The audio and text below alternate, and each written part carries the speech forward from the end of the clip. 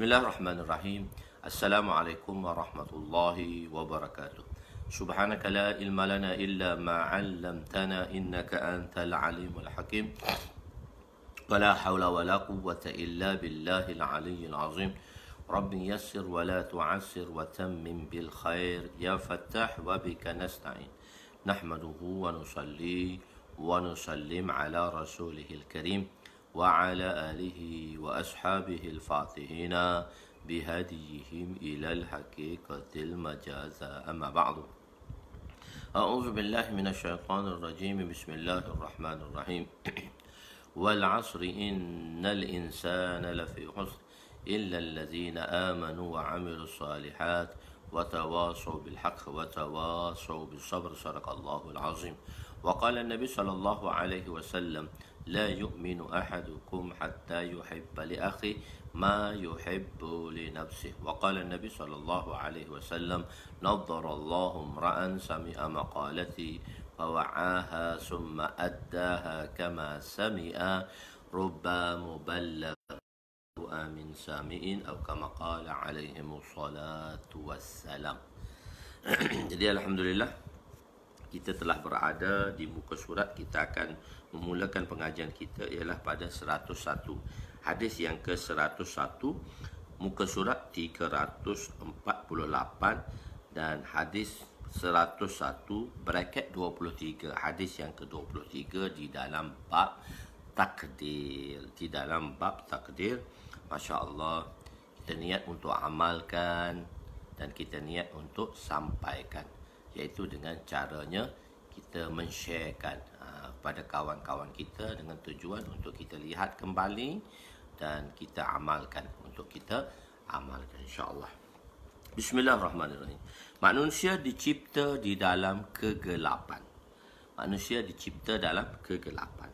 Wan Abdullah bin Amr radhiyallahu anhuma قال سمعت رسول الله صلى الله عليه وسلم يقول إن الله خلق خلقه في ظلمة فألقى عليهم من نوره فمن أصابه من ذلك النور اهتدى ومن أخطأه ضل فلذلك أقول جف الكلام على علم الله رواه أحمد والترمذي. Sayyidina Abdullah bin Amr, di situ tu Abdullah bin Amrun, sebenarnya Amrin, bukan Amrun tu, tanwin, bukan dhammah tu dengan kasrah tu. Abdullah bin Amrin, bukan Abdullah bin Amrun tak. Sayyidina Abdullah bin Amr radhiyallahu anhuma berkata, aku mendengar Rasulullah sallallahu alaihi wasallam bersabda, sesungguhnya Allah mencipta makhluknya, iaitu manusia dan jin lah. Bila makhluk di sini, makhluk iaitu di sini dikhususkan jinsi insaniyah dan jinsi makhluk. Dia bukan istighraqi, bukan seluruh makhluk. Kalau kita kata al-makhluk tu seluruh makhluk, alif lam jinsi, kita terjemah seluruh makhluk lah.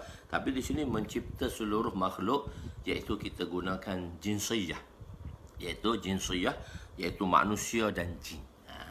Di dalam kegelapan.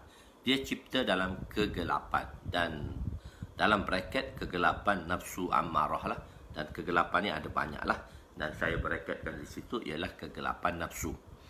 Lalu Allah mencampakkan ke atas mereka nurnya. Siapa yang mendapat nur itu, maka dia akan mendapat hidayah, dan barang siapa yang tidak mendapat nur itu, maka dia akan sesat. Oleh yang demikian, aku berkata, yakni telah kering dakwat dengan apa yang berada di dalam pengetahuan Allah, dalam takdir Allah, ilmu Allah tu, apa yang Allah tulis tu dah kering, dah tak boleh ubah dah. Apa yang Allah tulis tadi dah kering dan tak boleh ubah. Tapi masih kita ingat, kita terjemah tak boleh ubah tu hanya takdir. Kita terjemah takdir tak boleh ubah dah.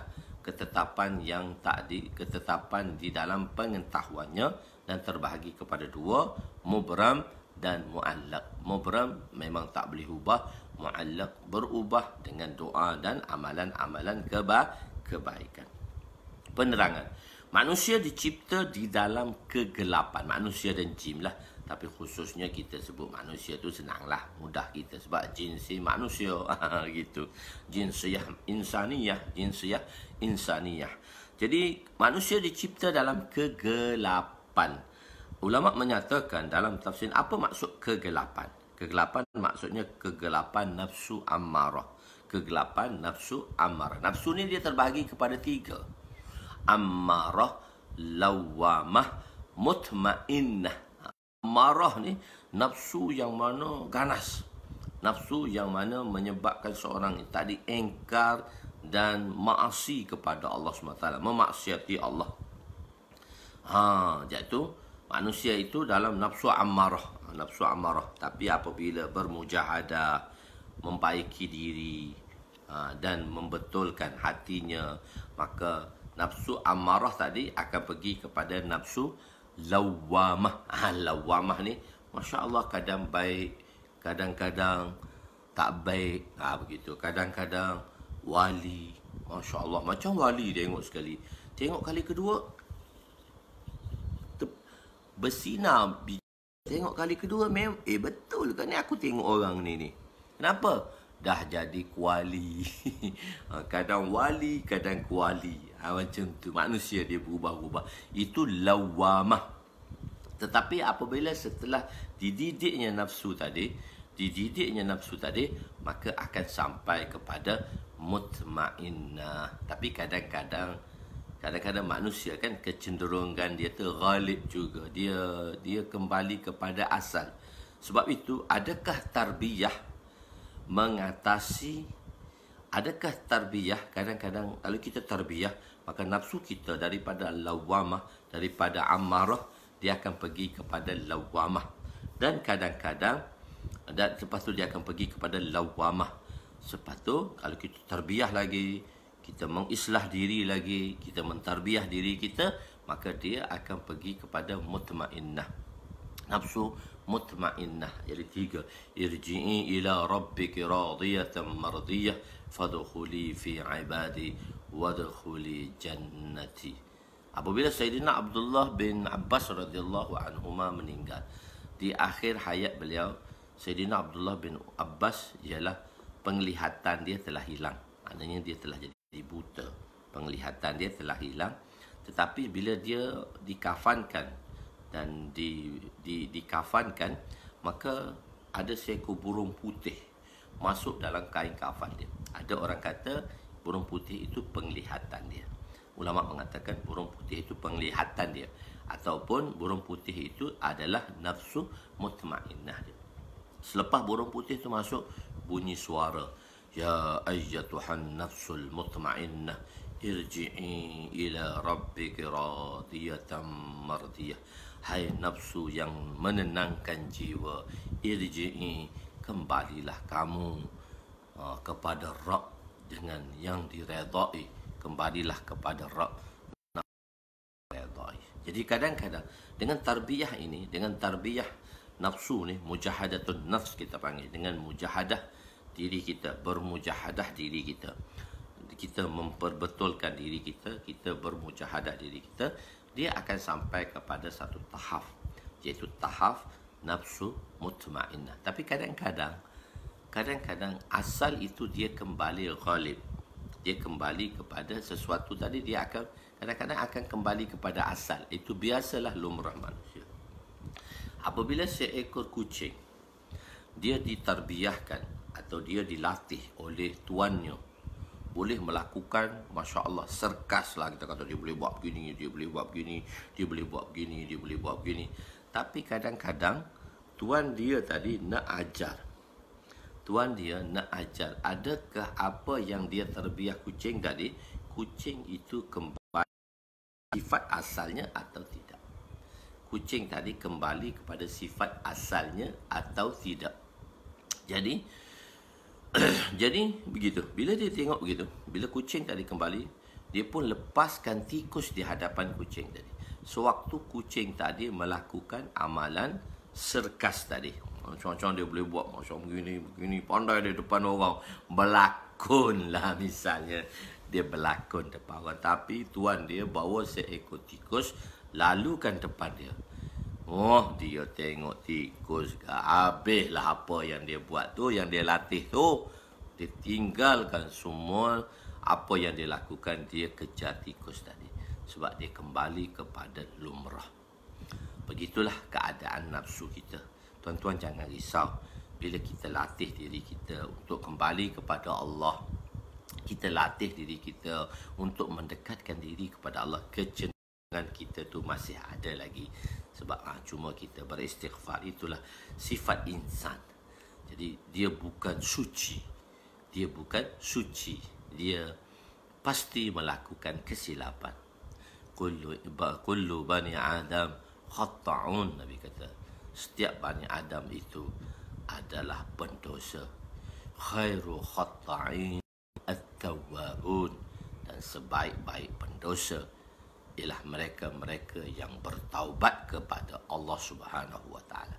Jadi sebab itu kita lazimkan istighfar dan taubat kepada Allah Subhanahu wa taala walaupun kita melakukan amalan-amalan kebaikan, kerana kebaikan kita jalankan itu atau kebaikan yang kita laksanakan itu tidak sampai kepada mahaqqihi, yang sepatutnya. Jadi sebab itu kita lazimkan istighfar, kita sentiasa bertaubat kepada Allah untuk menandakan kelemahan dan kerendahan diri kita. Jadi manusia itu, ulama mengatakan kegelapan ialah di dalam kegelapan nafsu amarah. Di sini saya tak terang banyak, saya bagi cuma announcement saja, penulisan saja di situ. Dan sebahagian ulama berdapat kegelapan itu kejahilan. Kan ilmu itu cahaya. Al-ilmu nurun, kita dah belajarlah dalam daurah kita dahulu. Al-ilmu nurun, ilmu itu adalah satu nur. La, al-ilmu nurun min ilahi rabbi. Ilmu itu nur. Ilmu itu ditarifkan dengan kecahaya. Dan lawan cahaya, lawan ilmu ialah kejahilan. Dan kejahilan itu kegelapan. Kejahilan itu kegelapan. Manusia tidak dilahirkan dengan dia sebagai seorang yang berilmu, tetapi manusia dilahirkan dengan kejahilan. Dengan ketinggian ilmu inilah meningkatkan manusia kepada Allah SWT, mendekatkan manusia kepada wa'allamal adamal kullaha. Allah Subhanahu Wa Taala telah mengajar semua jenis-jenis nama kepada Sayyidina Adam alaihissalam. Maka malaikat berkata, Adam tu tahu apa? Kenapa kami kena sujud pada dia? Kenapa dia dimuliakan? Sebab Allah memberitahu segala-gala nama kepada Adam alaihissalam. Ingat, kemuliaan kita dalam ilmu, tetapi ilmu itu untuk kita amalkannya perlu kita usaha ke atas iman. Sebanyak mana keimanan kita, sebanyak itulah ilmu insya-Allah yang kita dapat amalkan. Itulah perjalanan dan usaha yang telah dijalankan oleh Nabi ke atas sahabat dan mereka-mereka yang selepasnya. Khair. Kejahilan, iaitu kegelapan itu kejahilan. Sekarang kita nak keluarkan kita daripada kejahilan, kegelapan tadilah, kegelapan kejahilan, supaya sekurang-kurangnya kita mengenal perkara-perkara yang sepatutnya kita ketahui. Boleh juga bermaksud kegelapan akhlak. Akhlak itu juga kegelapan, akhlak yang mazmumah, akhlak yang dikeji. Nur, akhlak yang dikeji, itu maksudnya kegelapan. Nur dan Allah dan lepas tu Allah Subhanahu Wa Taala fa'alqa alaihim min nur. Nur ni pula Allah. Nur di sini maksudnya ma'rifah ataupun taufik ilahi. Nur ini ialah taufik ilahi. Mat, kenapa tak datang surau? Mat, kenapa tak datang masjid? Allah tak bagi taufik. Dan ingat, taufik ini adalah usaha. Taufik ini apa dia? Usaha. Taufik ini adalah usaha kita. Maksudnya usaha yang kita jalankan. Taufik ini adalah usaha. Taufik ini saya telah jelaskan sebelum ini, iaitu taufik ini adalah kesungguhan kita. Kesungguhan kita untuk melakukan kebaikan, maka di situ Allah akan dorongkan kita kepada kebaikan tadi. Okey. Atau min itu memberi makna Ataupun sebahagian pendapat zulmat, kegelapan itu ialah kegelapan dari perjanjian daripada insan, dan nur itu adalah tajalli Allah. Allah SWT tajallikan nur tadi. Allah atau nur iman atau nur hidayat. Nur iman dan nur hidayat. Nur hidayat. Allah Ta'ala akan tambahkan nur hidayat. Min nurihi, min tadi dia panggil min tab'idiyah, min menunjukkan sebahagian daripada nur. Muta'alliq kepada alqa, iaitu dia sebagai, dia di dalam ayat alqa tu lah fi'il madhi. Maka fi'il madhi ni dia ada subjek, predikat dia, apa subjek dia, apa predikat dia. So subjek dan predikat dia perbuatan, dan di situ ada perkara-perkara yang bersangkut paut dengannya. Min ni daripada kata hubung. Kata hubung ni dia mesti kata hubung dengan alqa tadi. Dan min zalika ialah hal bagi asaba. Min zalika, min zalika ni dia muta'alliq. Min zalika muta'alliq sabitan. Muta'alliq sabitan. Man asaba min zalika. Min zalika ni min nurihi. Min nurihi. Min zalika nur, faman asaba min zalika. Kalau min nurihi tadi, min nurihi muta'alliq kepada alqa, dia akan jadi satu jumlah. Apa natijah dia? Fa natijaiyah. Kalau ngaji nahwu kan, kita kena faham selalu fa natijaiyah. Man tu ism mausul, maka silahnya asabahu min zalika nur, dan silah itu mestinya jumlah. Kalau kita ngaji nahwu, kita bahas satu-satu. Kita bahas satu-satu untuk kita faham. Dan kita bahas satu-satu i'rab, baru kita tahu penterjemahan dia macam mana. Jadi min zalika tu muta'alliq sabitan, dia akan jadi zulhal kepada asaba yang menjadi fa'il kepadanya. Jadi min zalika muta'alliq sabitan jadi hal kepada asaba, iaitu daripada zamir huwa. Zulhal dia zamir huwa pada asaba. Min zalika muta'alliq sabitan akan jadi hal. Barang siapa yang mendapat nur, dicampakkan ke barang siapa yang mendapat nur, man asaba min zalika, dalam keadaan didapati nyur itu. Okey, ilmu nahwu sikit saja kadang-kadang beritahu juga tentang ilmu nahwu. So kenapa kita terjemahan berlaku di situ? Kerana atas i'rab di dalam ilmu nahwu tadi. Okey, tak apa. Kita jalan saja. Jadi, mereka yang mendapat nur daripada Allah akan mendapat hidayat. Dan mereka yang tidak terkena nur tadi akan sesat. Allah telah menulis, ditetapkan di dalam pengetahuannya, dan ia adalah ilmu Allah yang tiada siapa pun yang mengetahui. Tak ada siapa pun yang tahu, cuma Allah bagi tahu benda ni secara umum, dan tak ada siapa pun yang tahu. Malaikat yang dekat dengan Allah pun, yang muqarrab dengan Allah pun tidak mengetahui. Hanya Allah sahaja yang mengetahui, dan itu menjadi satu muamalah Allah, iaitu dia tidak memberitahu kepada kita. Dia supaya dia meletakkan ke atas kita satu usaha, dan tapi cuma usaha kita, wa ma tasya'u illa an yasha Allah. Right. Seluruh hati manusia dalam genggaman Allah Ta'ala. Wa an Anas radhiyallahu anhu qala kana Rasulullah sallallahu alaihi wasallam yuksiru an yaqula ya mukallibal qulub sabbit qalbi ala dinik. Qultu ya nabiy Allah amanna bika wa bima ji'ta bihi fahal takhafu alaina? Qala na'am inna quluba baina usbu'aini min asabi illah yuqallibuha kaifa yasha. Rawahu Tirmizi wa Ibnu Majah. Sayyidina Anas radhiyallahu anhu berkata, Rasulullah sallallahu alaihi wasallam banyak berdoa. Nabi banyak berdoa, khususnya ni doa-doa yang Nabi baca selepas sembahyang. Nabi baca selepas sembahyang. Wahai yang membolak-balikkan hati, yakni zat yang membolak-balikkan hati, tetapkan kami ke atas agamamu. Aku bertanya, ya Rasulullah, Ya Nabi Allah, kami beriman dengan Tuhan. Kami sudah beriman dengan Tuhan dan apa yang Tuhan telah bawa pada kami.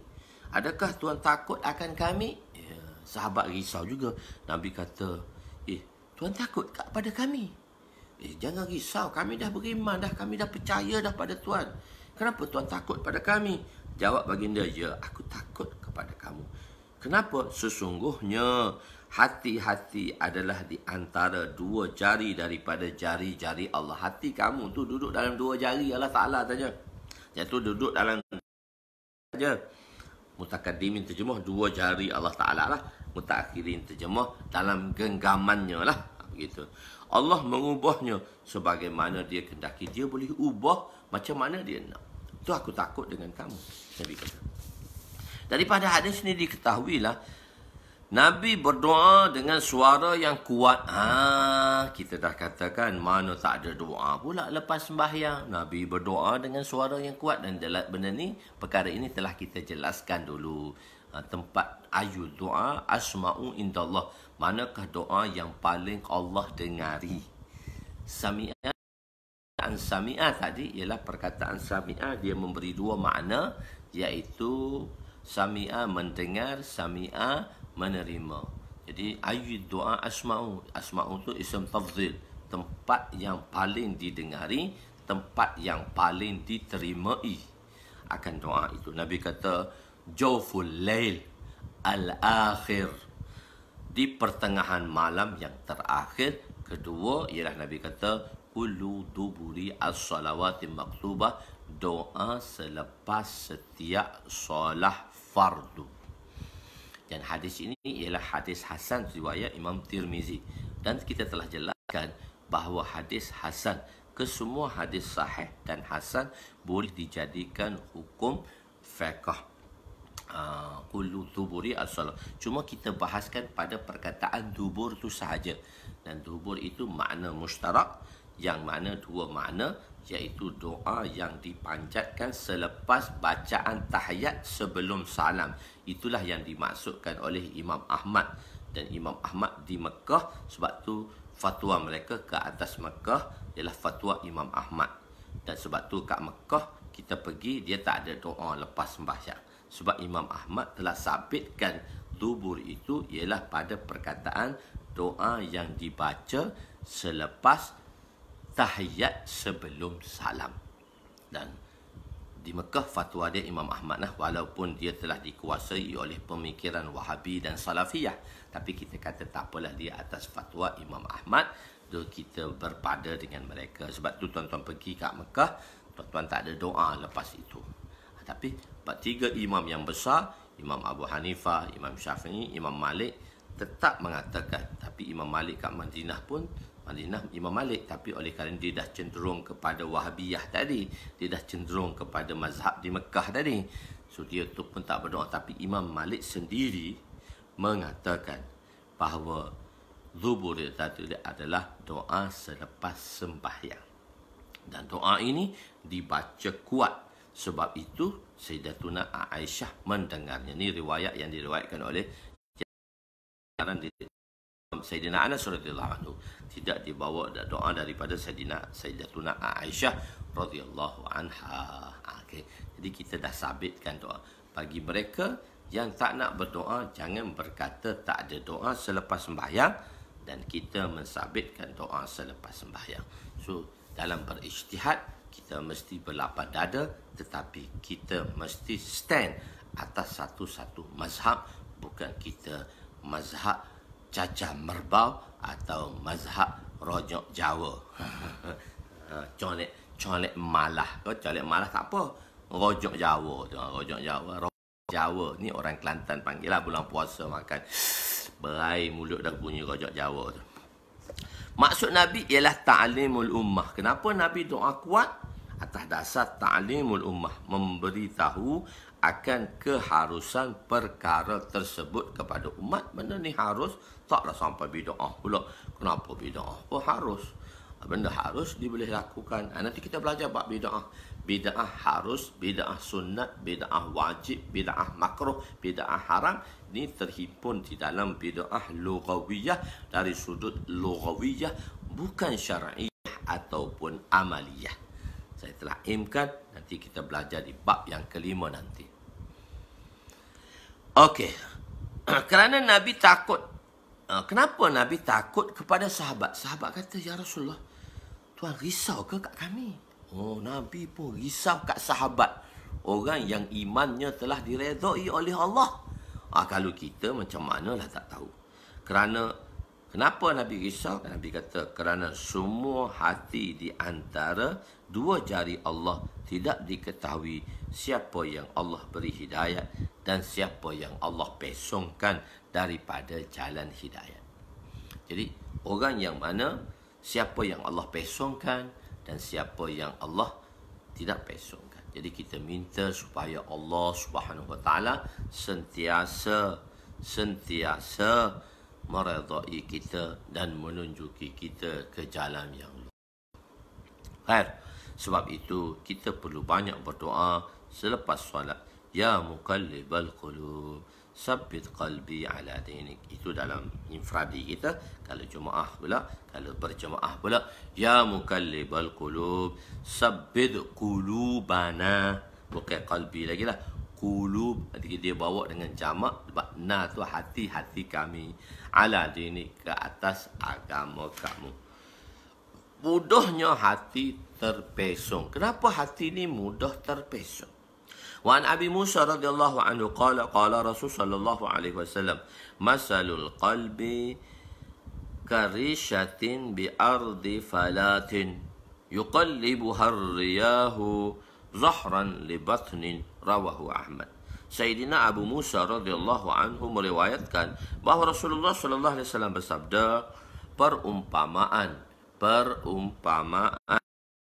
ialah seumpama sehelai bulu di atas tanah yang luas lagi rata. Muda ada tak pagi ni? Muda tak nampak muda pagi ni. So tawajuh kali kot muda. Ustaz tak nampak muda. Jadi Rasulullah sallallahu alaihi wasallam bersabda, perumpamaan hati ialah sehelai bulu, seperti sehelai rambut lah. Saya terjemah bulu tadi. Sehelai rambut yang berada di tanah rata yang luas lagi rata. Luas lagi rata. Tak ada bukit apa, luas saja. Mudah ditiup angin.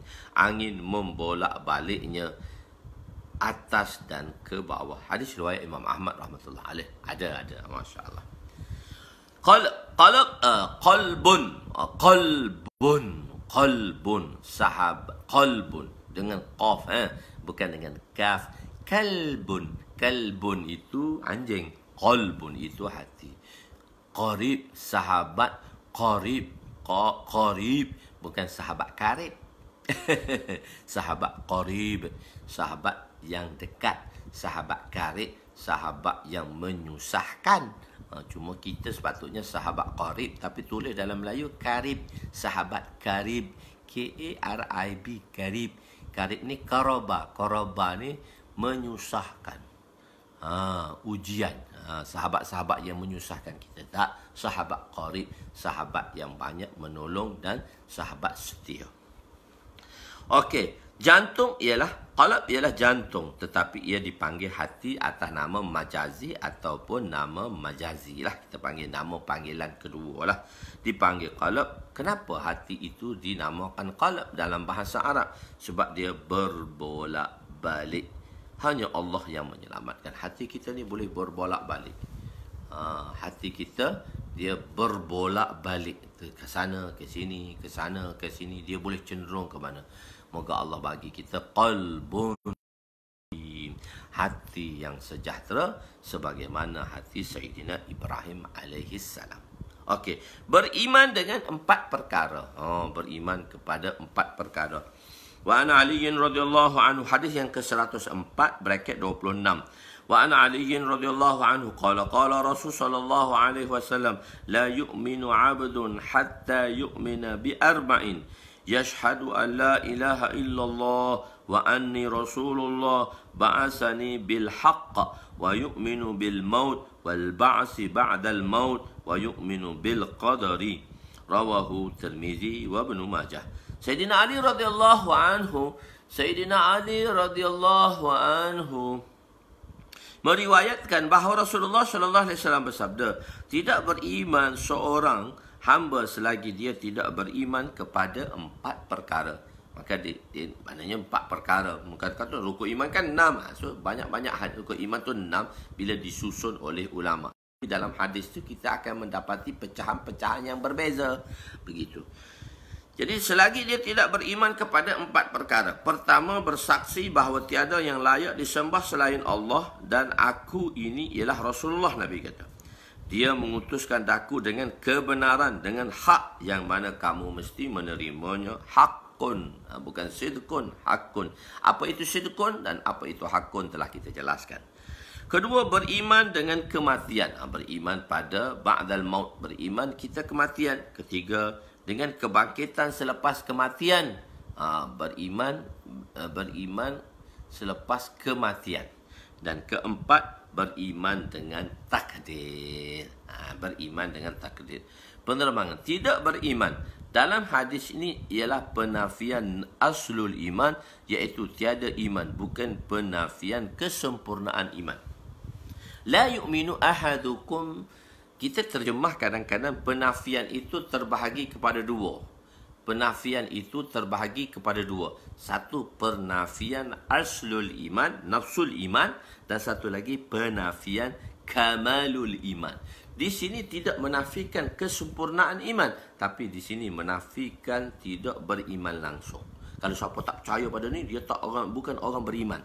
Bukan iman dia lemah tak? Bukan orang beriman. Kita beriman, iaitu kita bersaksi dengan lidah. Kita mengucap dia ikrar bil lisan.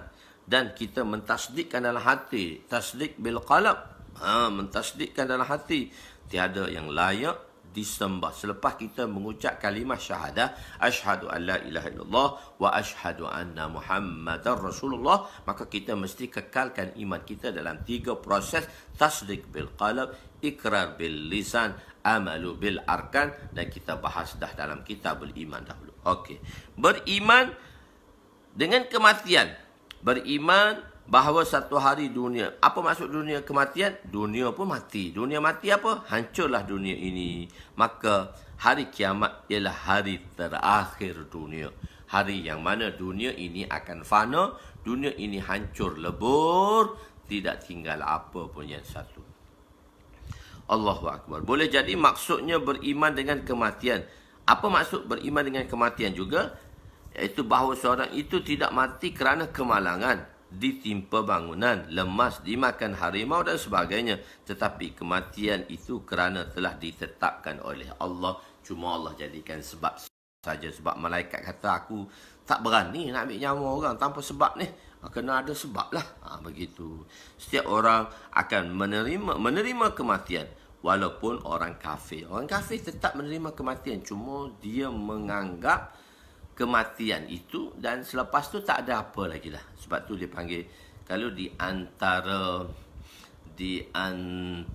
apa dia ni, kita panggil, ala pendapat orang kafir ni, dia panggil bila dibalas di dunia tadi, dapat balasan di dunia. Karma.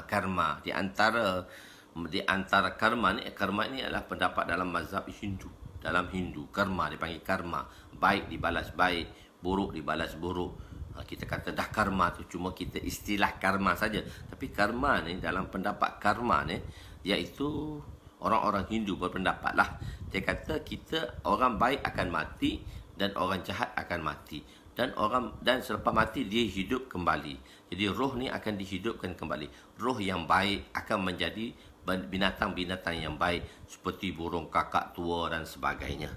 Tetapi orang-orang yang jahat ni, dia akan dihidupkan kembali. Itu maksud dia hidup kembali. Mana? Menjadi binatang. Menjadi binatang. Jadi orang yang jahat ni akan jadi harimau lah, jadi anjing, serigala lah.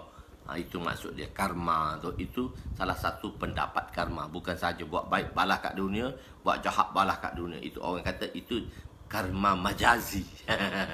Itu karma majazi. Kita kan pandai dah belajar hakiki dan majazi tadi.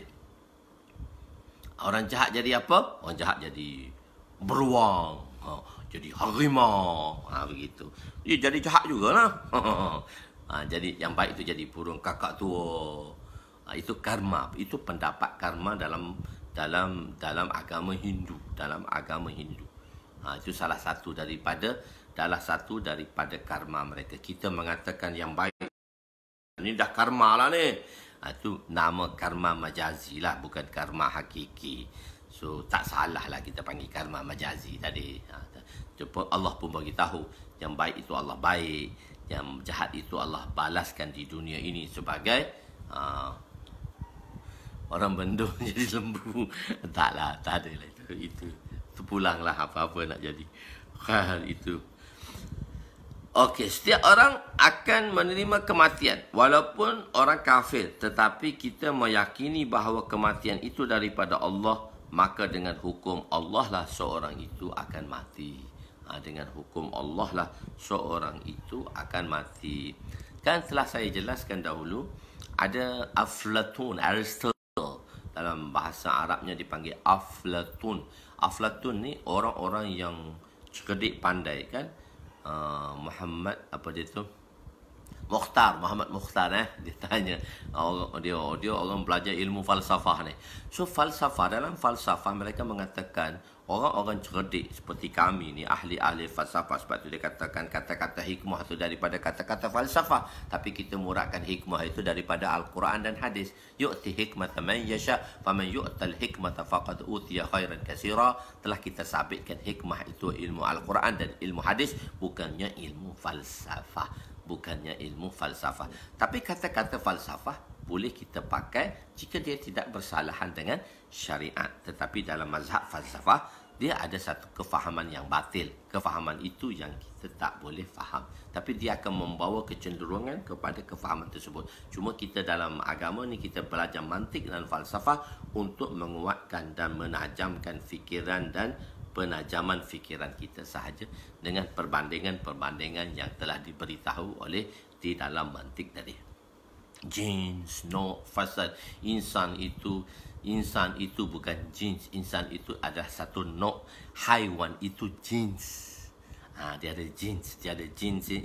Jins, no, fasal. Dan fasal itu ada pengkhususan. Lepas tu dia ada ardi'am, dia ada khasah. So dia ada 5, dipanggil hawasih khamsah. Itu di dalam perbahasan tasawur dan dalam perbahasan mantik, dalam pembahasan hujjah, pembahasan tasdiq ialah pembahasan hujjah.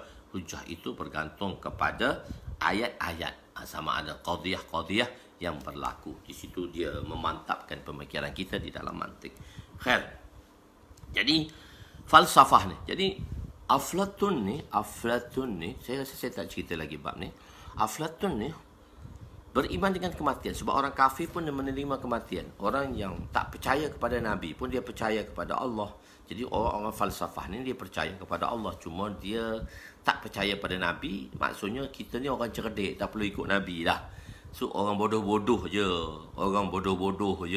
Yang kena ikut Nabi. Kita ni orang yang Allah bagi dah akal yang cerdik, jadi kita tak perlu ikut Nabi. Jadi oleh kerana dia beriman kepada Allah, maka dia berimanlah atas kematian.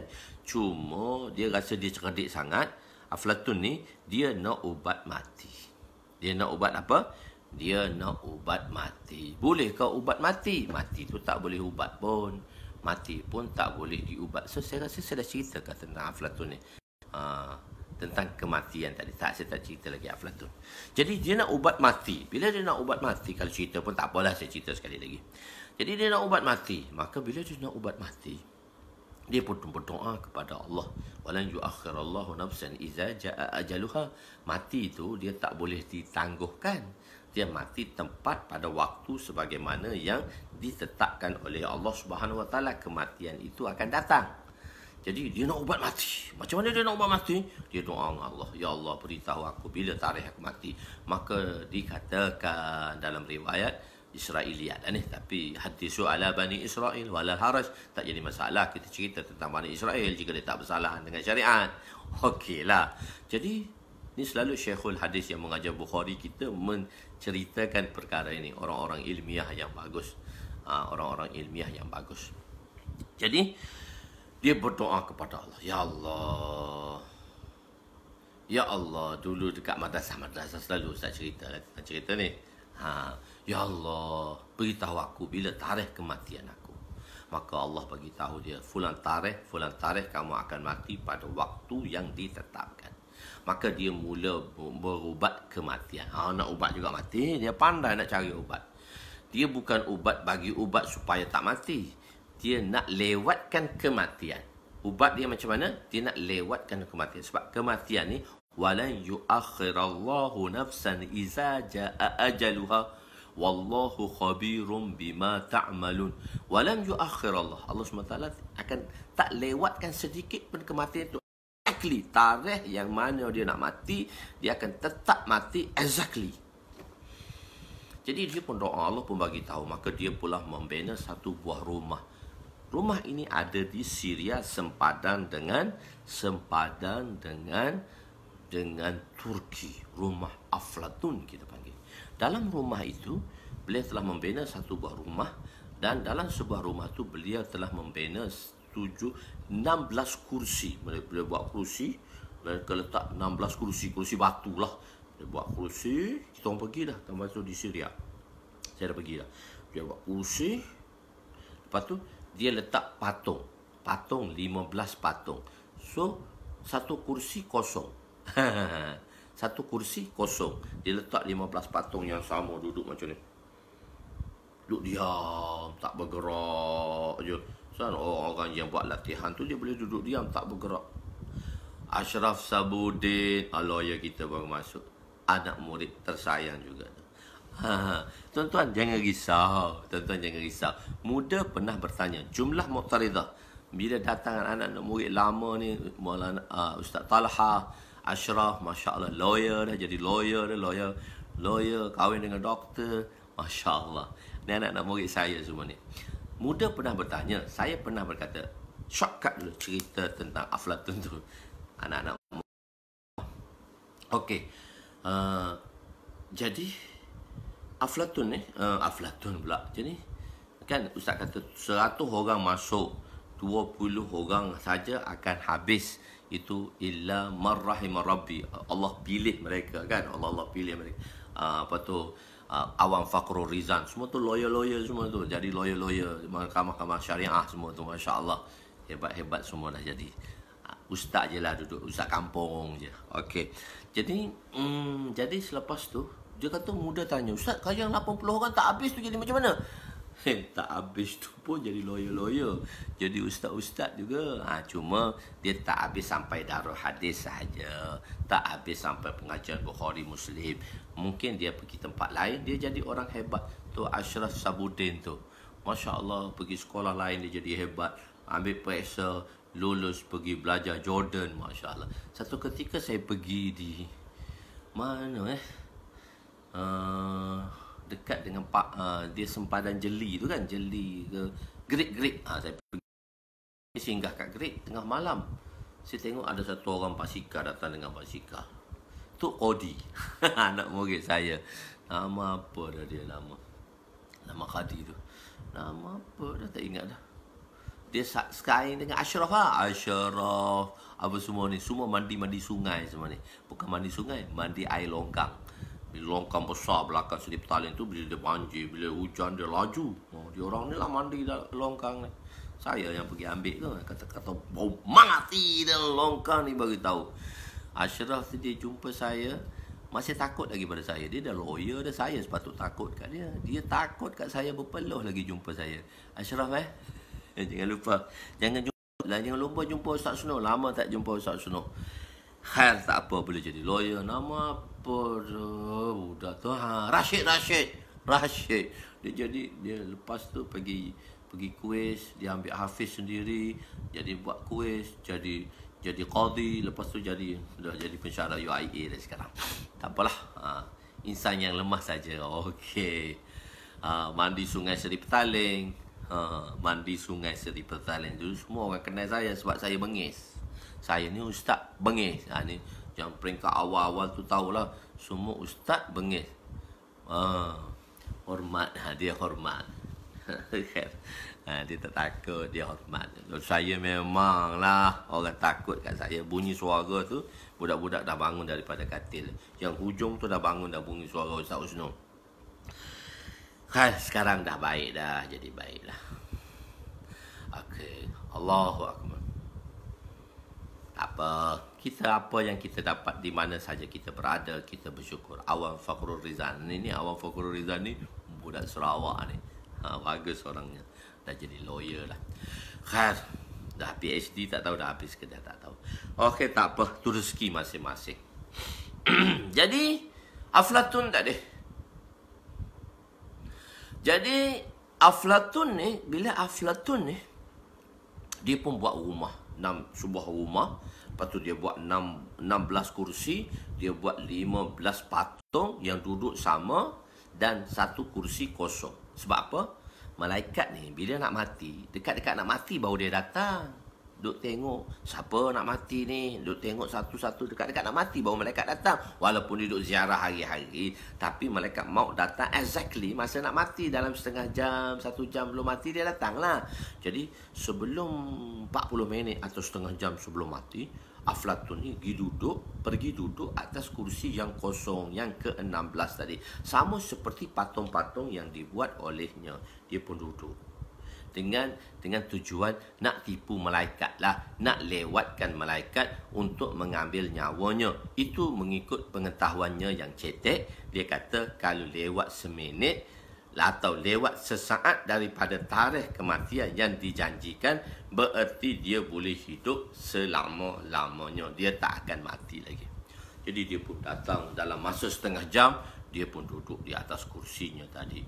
Jadi malaikat nak jadikan cerita lah. So cerita dia jadi macam tu. Jadi nak jadikan cerita, malaikat pun carilah, risau malaikat. Mana Aflatun yang sebenar di antara 16 patung ni?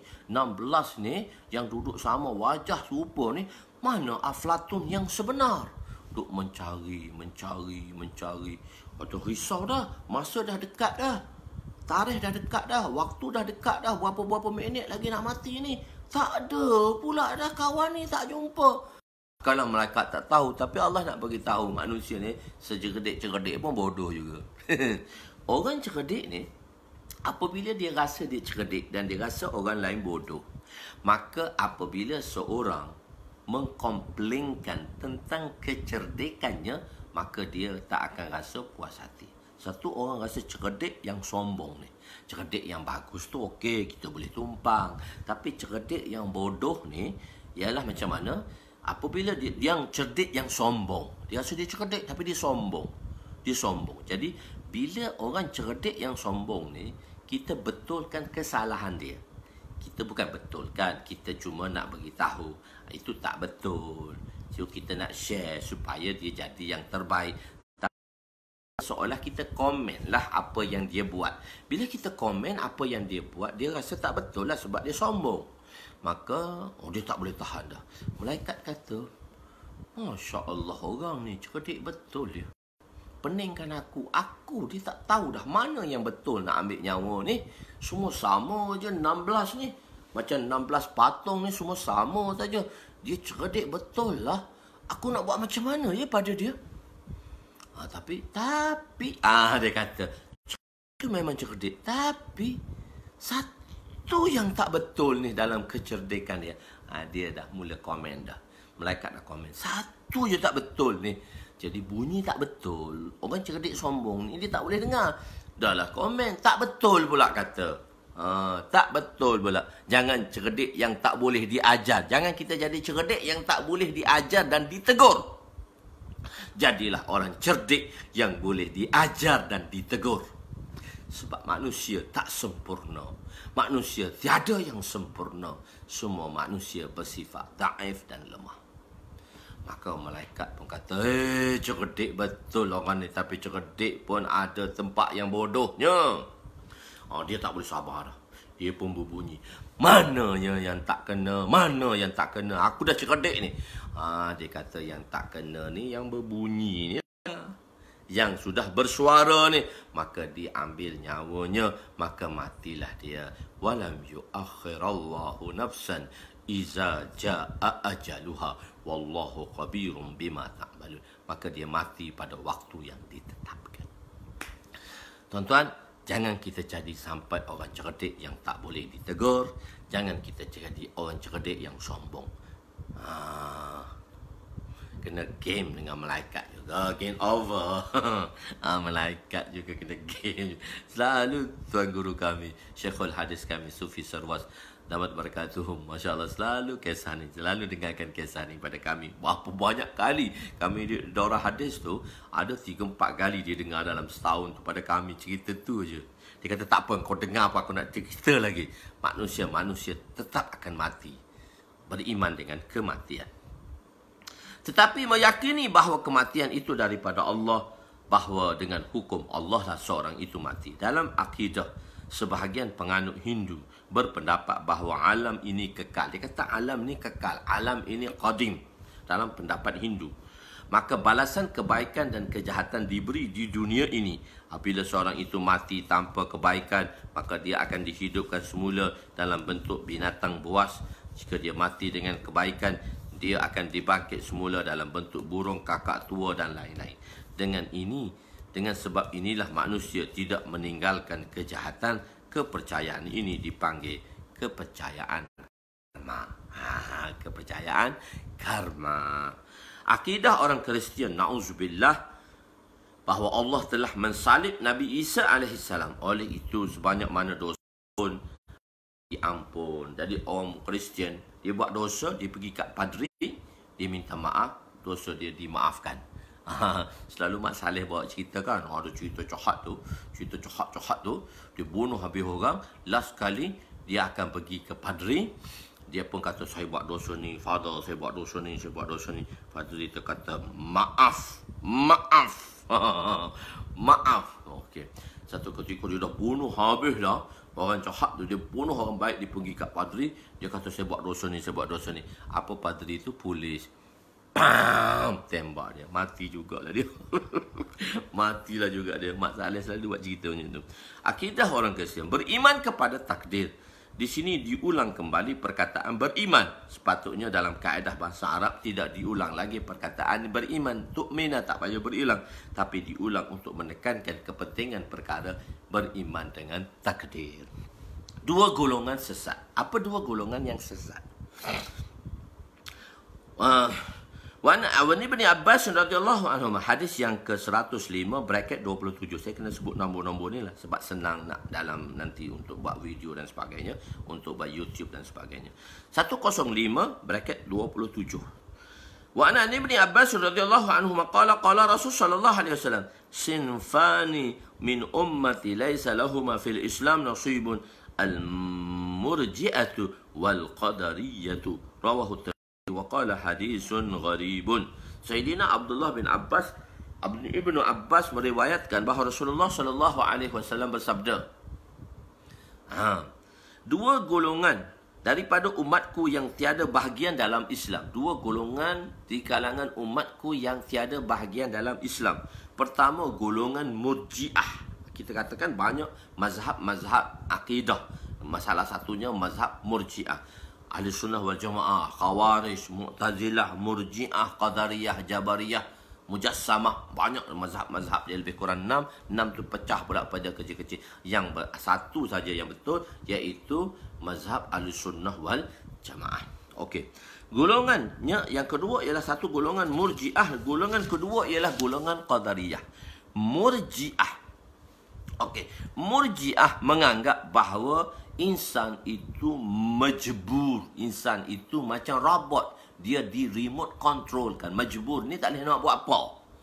Dia telah disetkan. Manakala diset dah. Orang dah set dah dia.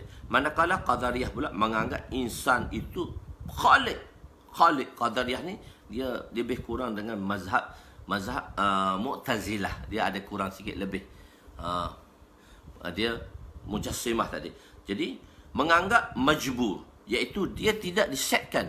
dia telah disetkan, manakala Qadariyah menganggap manusia itu qadir mutlak. Kan kita telah bagi tahu Allah itu khalik kepada perbuatan manusia. Allah itu khalik kepada insan, dan Allah juga khalik kepada setiap perbuatan insan.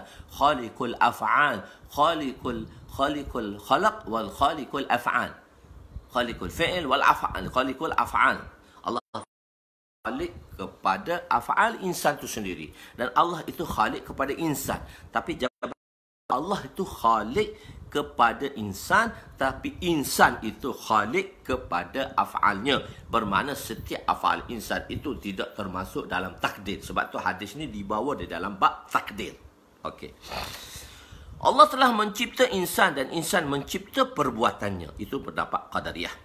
Oleh itu perbuatan insan tidak termasuk dalam takdir, sedangkan ia berlawanan dengan firman Allah Subhanahu Wa Taala. Dia bersalahan dengan firman Allah Subhanahu Wa Taala. Allah kata wallahu khalaqakum wa ma ta'malun. Waw tu huruf ataf, ma ta'malun tu adalah jumlah yang mana ma'tum. Macam mana Allah cipta kamu, macam itulah Allah cipta segala perbuatan kamu. Tu macam mana Allah cipta kamu. Wallahu khalaqakum tu dia panggil maf'ul bihi. Wa ma ta'malun tu, ma ta'malun tu di jumlah ma ta'malun. Ma tu ma mausulah, dan mausulah ta'malun tu ismi mausul dalam bentuk sentence. Jumlah ma mausul silah dia akan jadi ma'tuf alaih, ma'tuf kepada waw huruf ataf, kun ma'tuf alaih, dan menjadi maf'ul bihi. Allah lah yang mencipta kamu, dan Allah lah yang mencipta segala perbuatan kamu. Itu kan, sebab itu kita Ahli Sunnah wal Jamaah telah jawab perbuatan itu daripada Quran. Allah mencipta kamu, dan Allah lah yang menciptakan semua gerak laku kamu. Surah As-Saffat ayat 96. Jadi surah As-Saffat berusaha. Jadi Ahli Sunnah berpendapat, Ahli Sunnah wal Jamaah berpendapat bahawa insan yang berusaha, kita panggil dia kasib, kita berusaha. وَطَيِّبْنَا كَسَبِ وَطَيِّبْنَا كَسَبِ وَطَيِّبْنَا كَسَبِ وَقَنَا بِمَا رَزَقْتَنِي وَطَيِّبْنَا كَسَبَنَا وَطَيِّبْنَا كَسَبَنَا. Ya Allah, perelokkanlah pencarianku, usahaku. Kasab tu usaha. Okey. Jadi akan tetapi jamhur berpendapat bahawa dua firqah ini tidak kafir tetapi fasik. Oleh itu hadis ini kita takwilkan. Kita tak kata kafir. Laisa lahu fil Islam, kita tak kata dia kafir. Dan ulama tidak mengkafirkan dua golongan ini. Cuma ulama telah mentakwilkan kenapa mereka tak kafir. Laisa lahu ma fil Islam nasibun ay hazzun kamilun. Mereka ini tidak mempunyai bahagian yang sempurna dalam Islam, maka mereka tetap Islam tetapi terpesong. Mereka tetap Islam dan terpesong. Okey, tengah-tengah cerita, kadang-kadang saya buat satu situation di dalam karangan ni, macam mana saya dalam pembelajaran. Saya kadang-kadang seronok juga. Kita tengah catat, kita tengah karang tu, so kita teringat masa duk tengah mengajar ni, kawan kita tanya satu masalah. So saya masuk satu masalah di dalam pertanyaan di tengah-tengah hadis ini. Masalah ni tak bersangkut paut pun dengan pembelajaran hadis ni, tapi kawan-kawan kan, macam tuan-tuan lah, tengah-tengah kita duk mengajar, tanya pelik-pelik. So tak perlu jawab. Kadang-kadang ustaz ni dia seronok, dia akan jawab pertanyaan kita. Jadi orang yang tak bertanya tu dia tak seronok. Dia kata kita orang tak tanya, kita orang duk belajar lain, kau tanya pelik-pelik. Nanti ustaz beritahu soalan kamu. Lepas tu kita dah lewat pelajaran, kita nak calo je, nak teruskanlah saja. Begitu. Jadi kawan kita bertanya tentang mazhab. Tentang mazhab. Dia bertanya tentang mazhab. Dalam mazhab yang empat, kita ialah imam kita musib, iaitu betul. Dalam mazhab yang empat, asaba, man asaba adraka, siapa dapat mencapai matlamat dia. Dalam kita dah belajar di dalam kitabul ilmu dulu, siapa di antara ahli sunnah, di antara mujtahidin dalam istinbat hukumnya, dan dia mendapati tepat di dalam pengistimbatannya, mengeluarkan sesuatu hukum tu tepat, tapi kita tak tahu hak mana tepat sebab Allah tak bagi tahu dah, sebab wahyu sudah tak sampai. Nabi sahaja Allah akan bagi tahu mana kesilapan ijtihadinya, manakah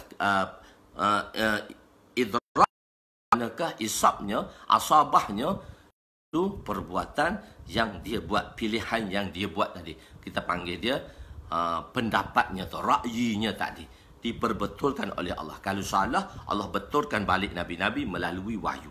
Tapi umat ini, mujtahidin yang datang pada kurun kedua, sahabat pun dah ada zaman dia dah ada ijtihad dah. Tapi kebanyakan ijtihad hukum zaman kurun kedua.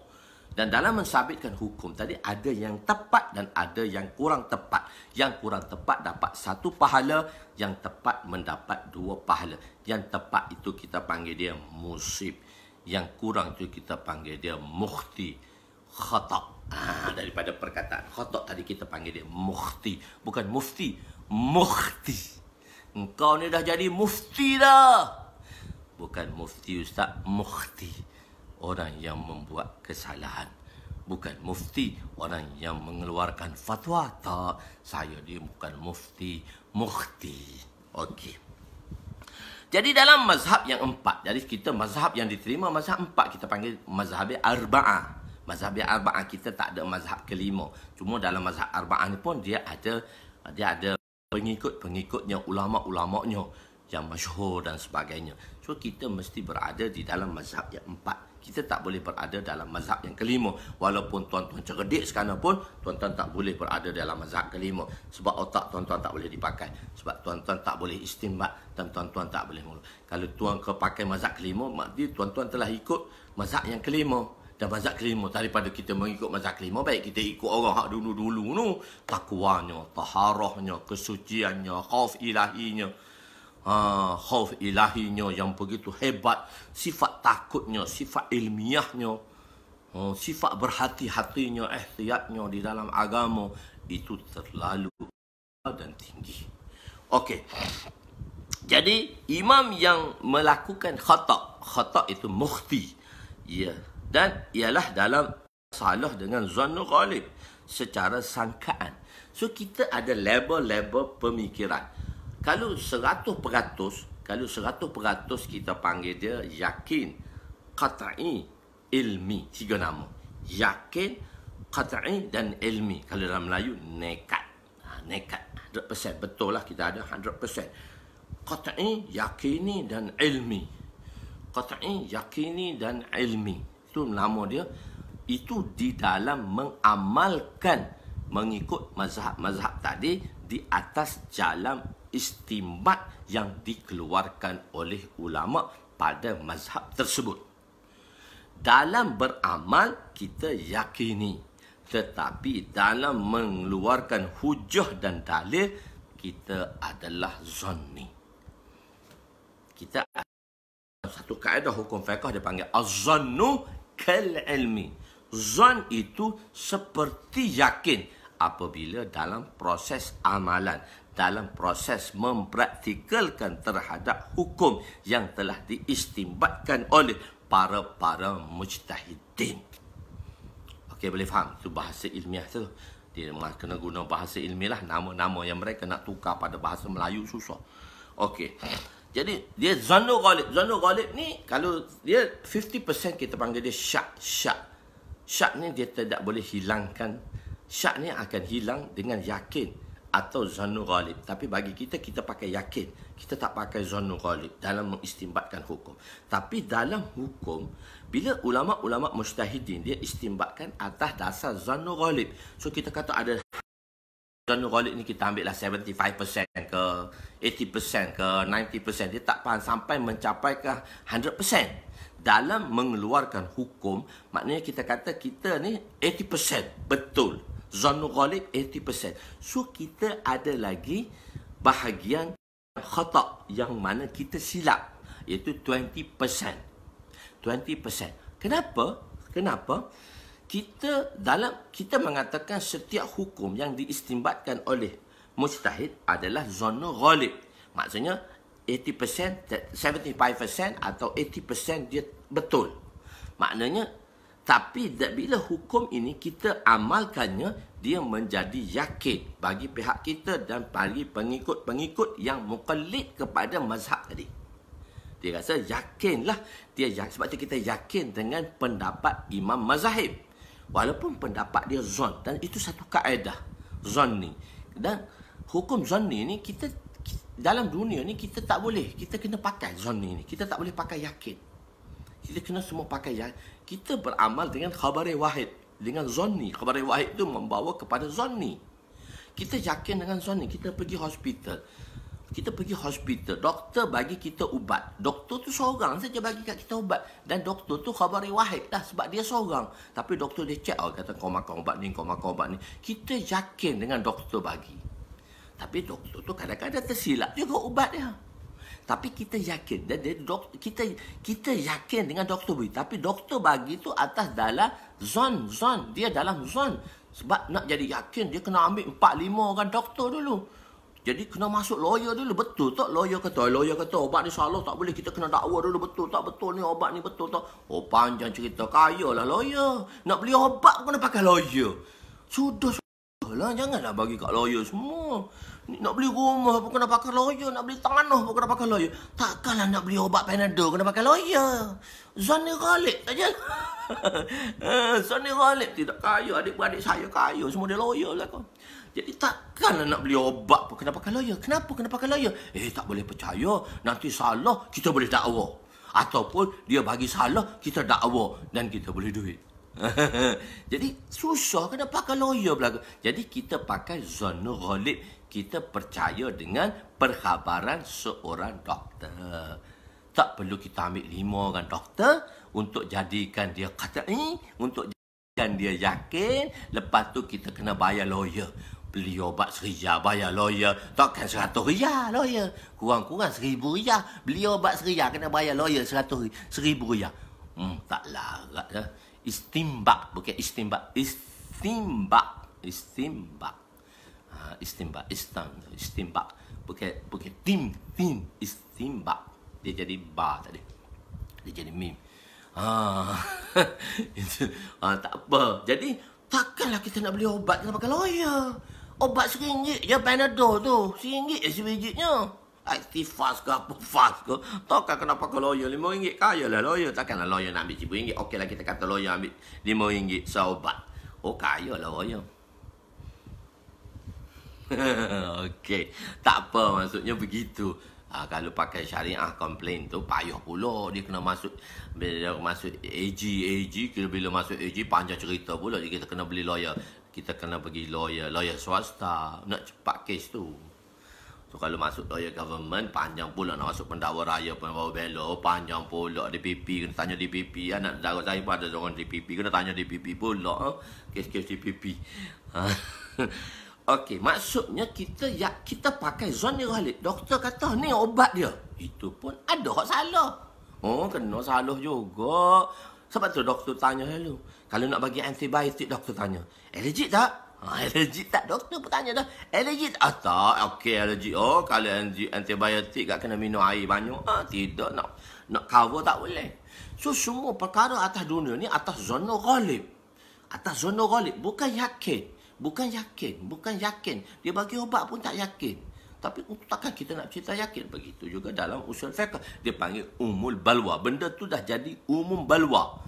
Jadi umum balwa, benda tu dah jadi umum dah. Begitu dalam usul harian manusia. Okey, dia panggil umum balwa. Benda tu yang mana terlibat harian. Umum balwa tadi terlibat harian manusia.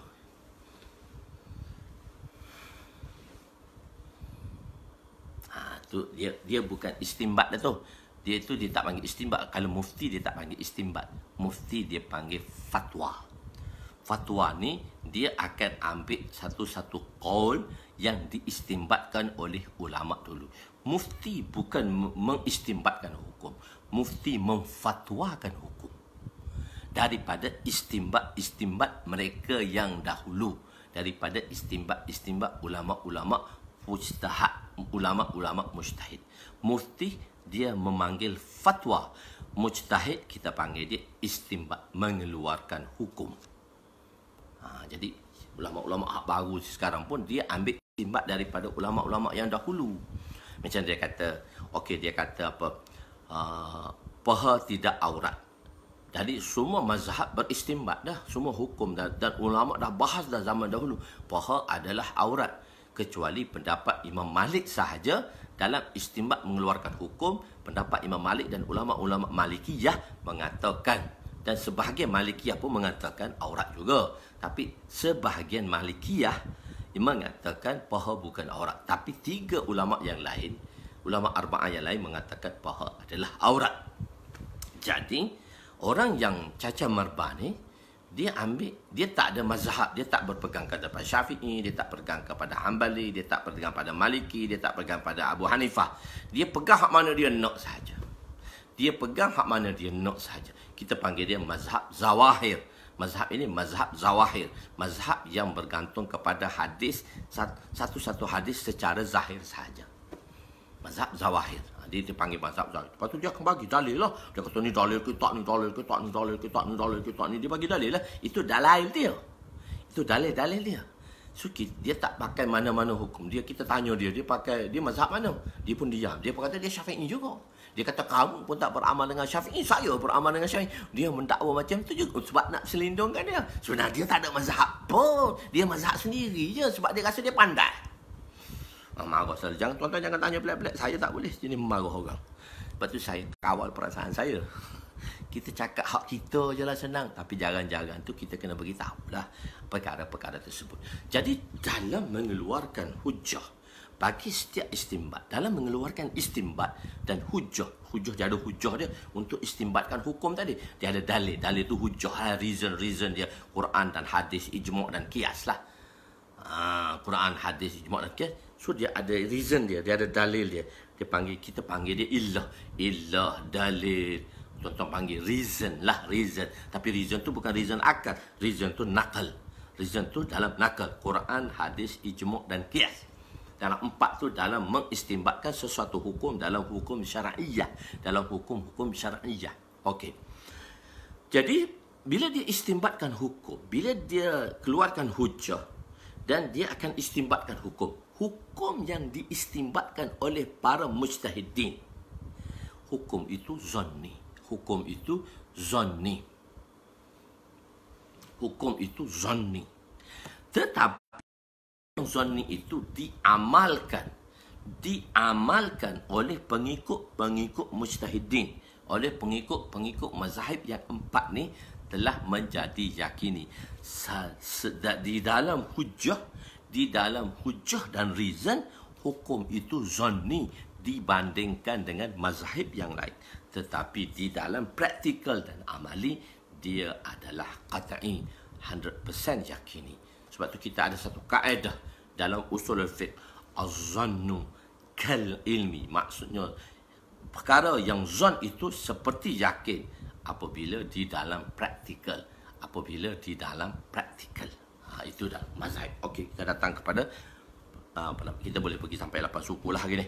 Hari ni kan hari Sabtu, hari ni hari kita. Okey. Jadi kita habiskan hadis ini lah. Dalam mazhab yang 4, imam itu musib. Setiap imam kita bermazhab pada apa? Imam kita musib lah, kita kata musib lah, betul lah. Tapi atas sangkaan zanni lah.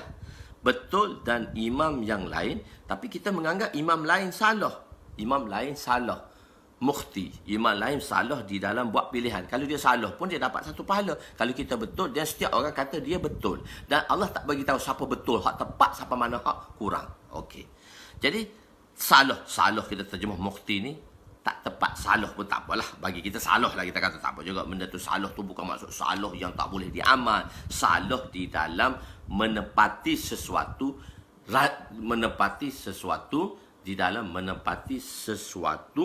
kehendak di dalam proses pembahasan tersebut. Okey.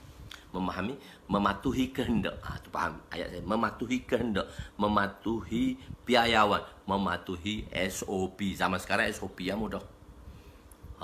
Okey, istimbat. Okey, dan betul. Oleh itu salah dengan zannu ghalib. Mukhti itu salah secara sangkaan yang kuat, bukan yakini.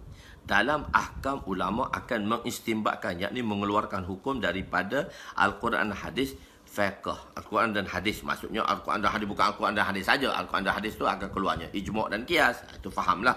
Firqah Jabariyah dan Murji'ah juga firqah yang mengistimbatkan hukum. Hak salah ni dia juga istimbatkan hukum dari Quran dan hadis, tetapi tidak mengikut usul, tidak mengikut usul fiqh atau tidak mengikut zaman sekarang SOP. Ada juga orang buat sembahyang tu, dia pergi sembahyang dia ikut SOP. Polis mari marah lah, kenapa tak ikut SOP? Tak ada social distancing. Begitu pula. Cakap Jawa sikit. Kawaid itu kaedah-kaedah bahasa Arab yang betul. Oleh itu perlu untuk mengistimbat. Saya boleh istimbat oleh kerana nun dengan ba dia bunyi mim. Kan? Ikhlaq. Istim dia dengan nun tu istimbat. Jadi dia kena nun dengan ba, dia bagi ikhlaq. Dia nun tu dia jadi mim, mengistimbat. Tapi tulis dia dengan nun. Sebab tu saya tulis dengan n. Saya tak tulis dengan m. Tapi baca dia m lah. Tuan-tuan tulis mengistimbat. Tuan-tuan tulis dengan m, saya tulis dengan n. Sebab dia dengan nun. Istambata, yastambitu, istanbata, bukan istanbata, istanbata, yastanbitu, istimbatan. Itu dalam tasrif dia. Saya tulis dengan nun tapi baca dengan mim sebab dia ikhlaq. Dah ngaji tajwid pula kat situ. Okey. Ada seorang. Jadi oleh itu perlu untuk mengistimbatkan hukum mengikut lughah Arabiah sahihah dan usul-usul yang penting. Ada satu orang, mungkin benda ni saya tak sebut nama lah. Dia buat buku karangan-karangan agama dan dia adalah pilot. Keluar masyhur dulu satu majalah keluar dia adalah pilot dan menulis 9 buku agama. 8 atau 9 buku agama dia keluarkan dan dia adalah pilot. Minta maaf ya. Bagi tuan-tuan kata dia genius, hebat, pilot pun boleh buku agama. Sebab dia hebat, dia genius. Orang otak cerdik, orang otak genius. Macam tuan-tuan lah, otak genius semua, Masya Allah, hebat semua. Tapi tuan-tuan jahil dalam agama. Yang saya bagi tahu lah, minta maaf lah. Maksudnya, tuan-tuan tak boleh mengeluarkan hukum pada agama walaupun tuan-tuan hebat. Mungkin dia banyak pembacaan, dia banyak membaca, ataupun dia hebat. Memang orang hebat, orang otak ni cerdik, tapi dia dah salurkan tempat yang cerdik. So dia tak mengaji basic, asas.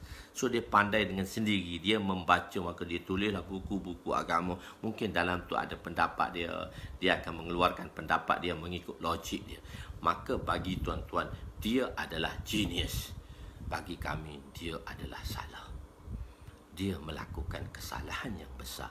Sebab dia tidak ada basic dalam agama dan dia mungkin mengeluarkan hukum walaupun hukum tu betul. Kan kita belajar dalam kitabul ilmu, walaupun fatwa dia betul tapi kita anggap dia salah sebab dia tidak mengikut. Tapi bagi tuan-tuan, genius lain genius. Wow, genius lah dia. Wow, genius lah dia. Kenapa? Boleh tukar agama. Bagi kita dia adalah mufti salah. Sebab orang semua nak cakap agama. Semua orang suka cakap agama. Orang yang bukan bidang agama, oleh kerana dia profesional, dia pun nak cakap agama juga. Dia pun nak cakap agama juga. Tak apa. Mengajak kepada agama tak apa. Berdakwah sama-sama boleh. Semua boleh. Tapi mensabitkan sesuatu hukum atau meletakkan hukum, itu pun kita mufti online kita larang sama-sama kita. Jangan jadi mufti online tau. Walaupun kau ustaz, kau jangan jadi mufti online. Sebab kita dah ada mufti yang bertauliah di dalam FB ni, di dalam dunia ni. Tu bahayanya mufti online. Semua orang pakai mufti online tu. Kita ada mufti yang bertauliah dan saya dah beritahu kita menghampirkan diri kita kepada mufti-mufti ini untuk mendekatkan diri dia. Tak ada social distancing lah. Kita dekat-dekat, maksudnya bukan duduk dekat dengan rapat. Maknanya kita mendapat saranan daripada mereka atau nasihat daripada mereka. Okey, begitu. Jadi itu masalahnya sekarang. Jadi kita menganggapkan dia salah. Jadi semua orang nak cakap. Kalau kita nak cakap ilmu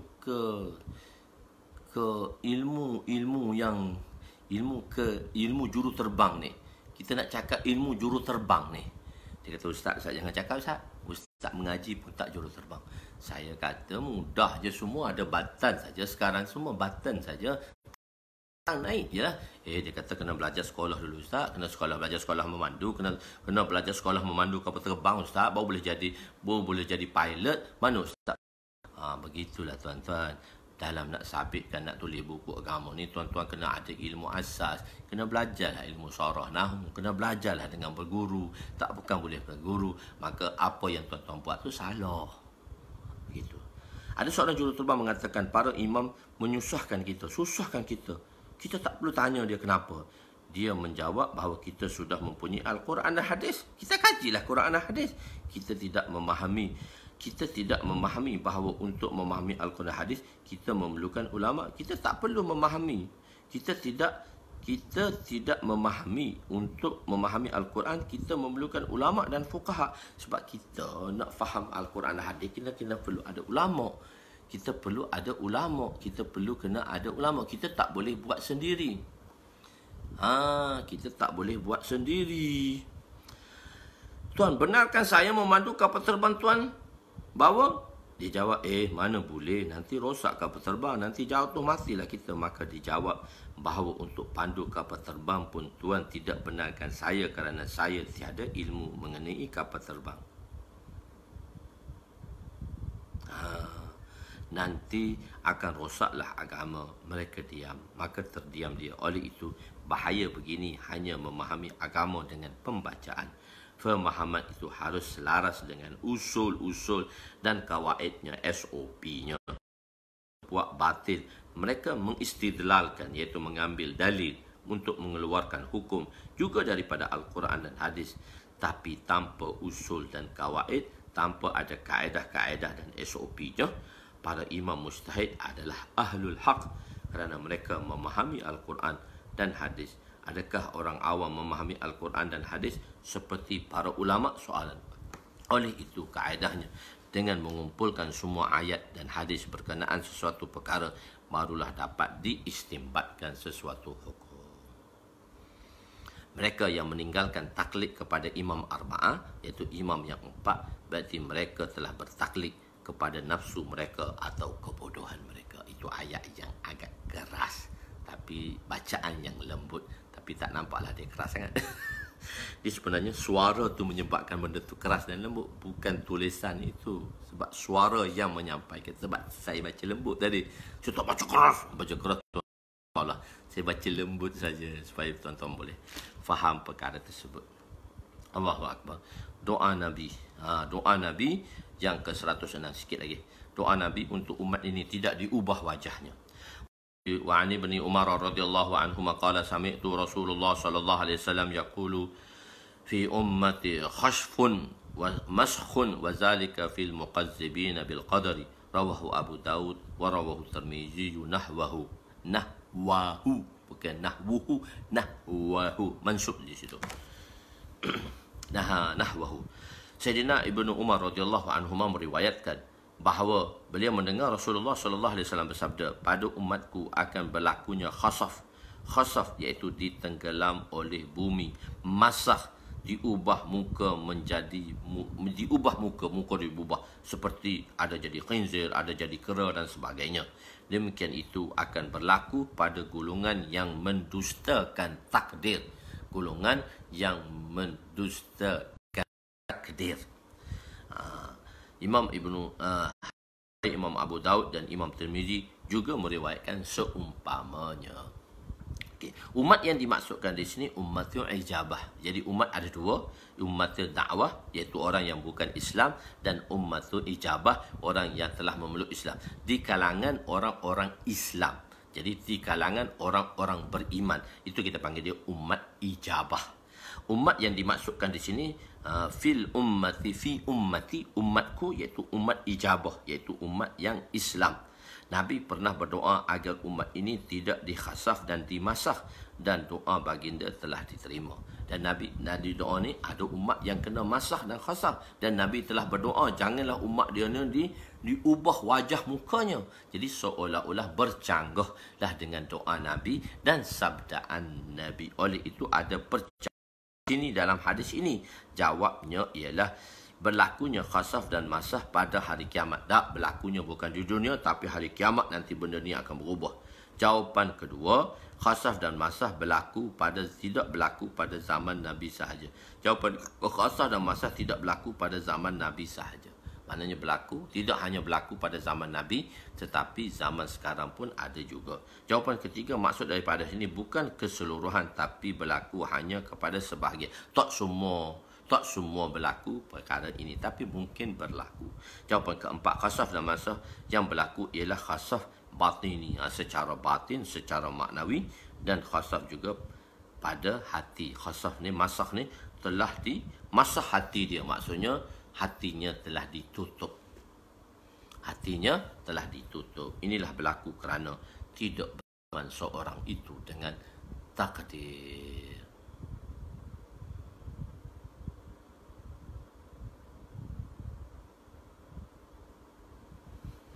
Okey. Jadi berlaku Qadariyah, pendapat Qadariyah adalah majusi bagi umat. Kita berhenti di situlah dulu, insya-Allah. Kita sambung lagi esok hari Ahad. Masya-Allah, kita sambung esok. Itu daripada Allah, yang kurang itu daripada daripada kelemahan saya.